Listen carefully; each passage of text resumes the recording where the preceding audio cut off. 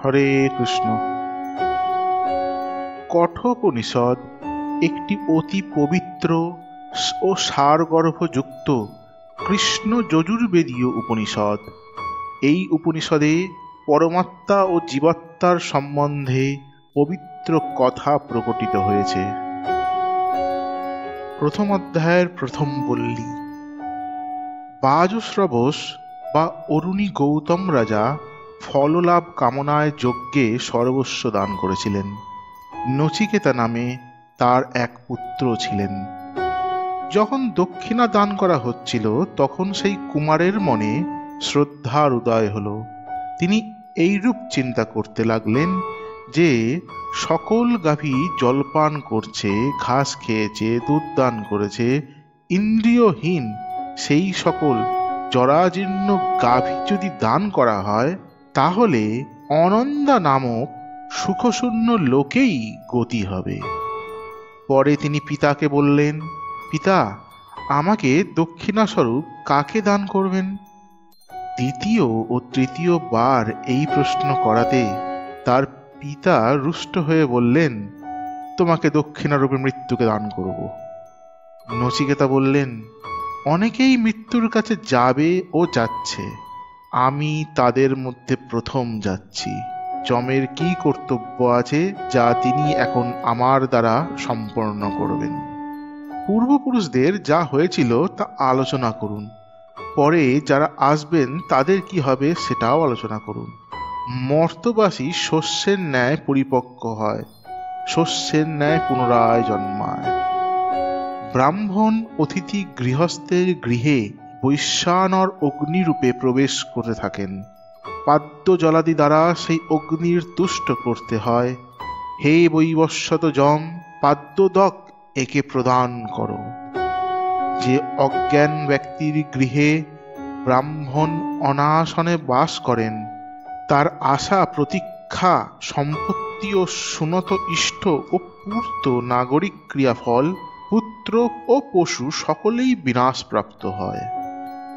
হে মাননীয় ব্রাহ্মণ, যেহেতু অতিথি হয়েও তুমি 3 রাত্রি আমার গৃহে বাস করেছ, অতএব 3টি বর প্রার্থনা করো। তোমাকে নমস্কার, আমারও মঙ্গল হোক। তখন নচিকেতা বললেন, 3টি বরের মধ্যে প্রথম বর এই প্রার্থনা করি যে আমার পিতা গৌতম শান্ত সংকল্প সুমনা আমার প্রতি বৃতক্রোধ হন, এবং যখন তুমি আমাকে বিদায় দেবে তখন যেন তিনি আমাকে পুনরায় গ্রহণ করেন। যম বললেন, উদ্দালক আরুণী পূর্বের ন্যায় তোমাকে জানবেন। তুমি মৃত্যুমুখ থেকে মুক্ত হলে তোমাকে দেখে তিনি সুখে শয়ন করবেন এবং বীতমন্য হবেন। নচিকেতা বললেন, স্বর্গলোকে কিছু ভয় নেই, কেউ জরা হেতু ভয় পায় না, কারণ তুমি সেখানে নেই। ক্ষুধা তৃষ্ণা উভয় উত্তীর্ণ হয়ে ও শোক অতিক্রম করে সকলে স্বর্গলোক আনন্দ উপভোগ করে।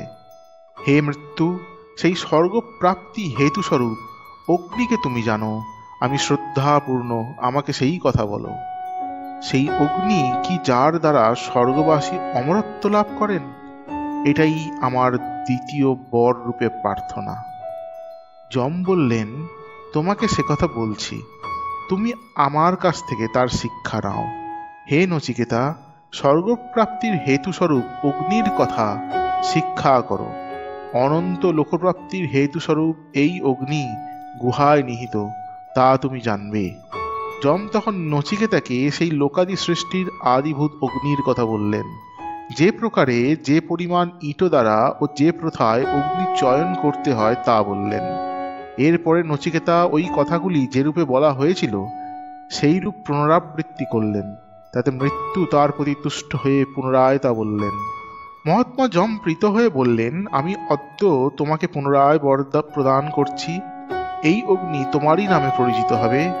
তুমি এই অনিন্দিতা বিচিত্র রূপ কর্ম সকল গ্রহণ করো। যিনি 3টি নচিকেত অনুষ্ঠান সম্পাদন করেন, পিতা মাতা ও আচার্যের অনুশাসন গ্রহণ করেন, যজ্ঞ অধ্যয়ন দান এই 3 কর্ম পালন করেন, তিনি জন্ম মৃত্যু উত্তীর্ণ হন। ব্রহ্মজ্ঞানদাতা পূজনীয় এই অগ্নিকে সম্যক রূপে জেনে তিনি পরম শান্তি লাভ করেন। যিনি 3টি নচিকেত অনুষ্ঠান সম্যক রূপে জেনে নচিকেত অগ্নি চয়ন করেন, তিনি পূর্বেই মৃত্যু পাশ পরিবর্জন করে ও শোক অতিক্রম করে স্বর্গলোকে আনন্দ পান। হে নচিকেতা, এই তোমার স্বর্গপ্রাপ্তির হেতুস্বরূপ অগ্নি, যা তুমি দ্বিতীয় বর স্বরূপ প্রার্থনা করেছ, লোকে এই অগ্নিকে তোমারই বলে কীর্তন করবে। হে নচিকেতা, এখন তৃতীয় বর প্রার্থনা করো। নচিকেতা বললেন, মনে একটি সংশয় আছে। কেউ কেউ বলেন মানুষের মৃত্যুর পর তার জীবাত্মা থাকে, কেউ কেউ বলেন মৃত্যুর পরে জীবাত্মা থাকে না। তৃতীয় বর রূপে এই বিদ্যা আমি তোমার কাছ থেকে শিক্ষা করতে বাসনা করি। যম বললেন, পুরাকালে দেবগণও এই বিষয়ে সন্দেহ করেছেন। এই সূক্ষ্ম ধর্ম সুবিজ্ঞেয় নয়। হে নচিকেতা, অন্য বর প্রার্থনা করো, আমাকে অনুরোধ করো না, এ বর থেকে আমাকে মুক্তি দাও। নচিকেতা বললেন, দেবগণ এই বিষয়ে সন্দেহ করেছেন, এবং হে মৃত্যু, তুমিও বলছো এটি সুবিজ্ঞেয় নয়। এই বিষয়ে ব্যাখ্যা করবার জন্য তোমার মতো বক্তাও পাব না। অতএব এই বরের তুল্য অন্য কোনো বর নেই। যম বললেন, শতায়ু পুত্র পৌত্রের বর প্রার্থনা করো, বহু পশু হাতি হরিণ ও অশ্ব প্রার্থনা করো, বৃহদায়তন ভূমি প্রার্থনা করো, এবং তুমি নিজে যত বছর ইচ্ছা তত বছর জীবিত থাকো। এটির তুল্য কোনো বর যদি মনে করতে পারো তাও প্রার্থনা করো। ধন ও দীর্ঘ জীবন প্রার্থনা করো। হে নচিকেতা, তুমি মহৎ রাজ্যের রাজা হও, আমি তোমাকে সকল কামনার কামভোগী করছি। মর্তলোকে যে যে কামনা দুর্লভ, সেই সমস্তই ইচ্ছানুসারে প্রার্থনা করো। মানুষ কখনো লাভ করে না। এই রথ ও তুরীসমূহ রামাগণ তোমাকে দান করছে, এদের পরিচর্যা করো। হে নচিকেতা, মরণ সম্বন্ধে প্রশ্ন করো না। নচিকেতা বললেন, হে মৃত্যু, এ সকল বস্তুর ভোগ ক্ষণস্থায়ী। এ সকলই মানুষের ইন্দ্রিয় সকলের তেজ হ্রাস করে। সমস্ত জীবনও স্বল্প মাত্র। অতএব তোমার রথাদি ও নিত্য গীত তোমারই থাকুক। মানুষ ধন দ্বারা তৃপ্ত হয় না। যখন তোমার দর্শন করেছি তখন আমার ধনলাভের ইচ্ছা কি? যতদিন তুমি প্রভু থাকবে ততদিন আমরা জীবিত থাকব।